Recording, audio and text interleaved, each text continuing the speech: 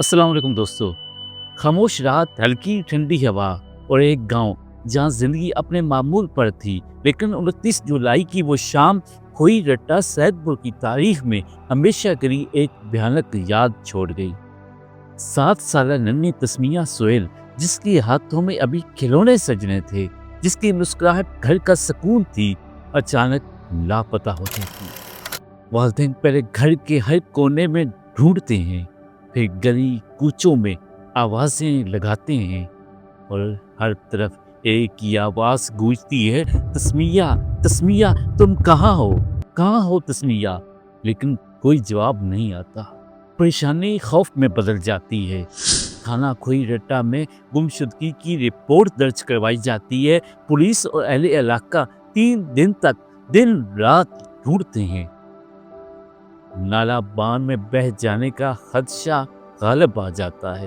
हत्ता के बकरा ज़बह करके नाश ढूंढने का रवायती तरीका भी अपनाया जाता है, लेकिन हर कोशिश नाकाम रहती है। उसी मायूसी में तय होता है कि सुराग रसां कुत्तों को बुलाया जाए, लेकिन जैसे ही कॉल की जाती है, कहानी एक नया मोड़ लेती है। फैसल नामी शख्स, जो खुद भी शक के दायरे में था, ये तजवीज देता है और कॉल करता है कि कुत्तों को बुलाया जाए।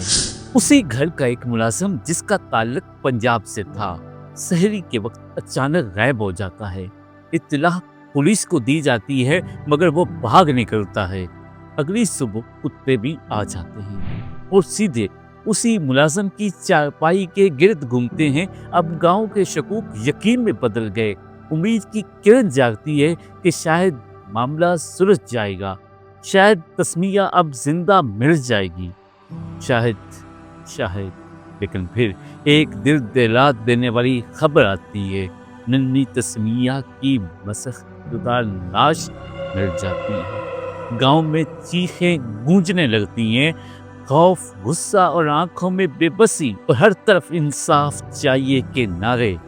पुलिस नाश कब्जे में लेकर पोस्टमार्टम करवाती है और मासूम को सुपुर्द खाक कर दिया जाता है। कुछ दिनों बाद फैसले की मदद से मुलाजिम को उसके गांव से गिरफ्तार कर लिया जाता है। सोशल मीडिया पर एहतजाज की लहर दौड़ जाती है।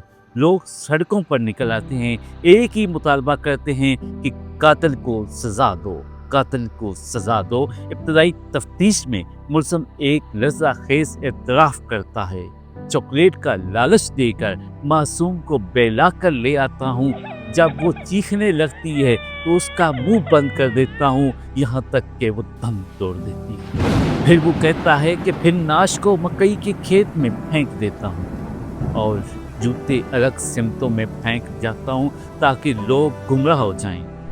वो सबसे खौफनाक बात ये है कि जब पूरा गांव बच्ची को ढूंढ रहा था, तब ये शख्स भी उन्हीं लोगों में खड़ा था।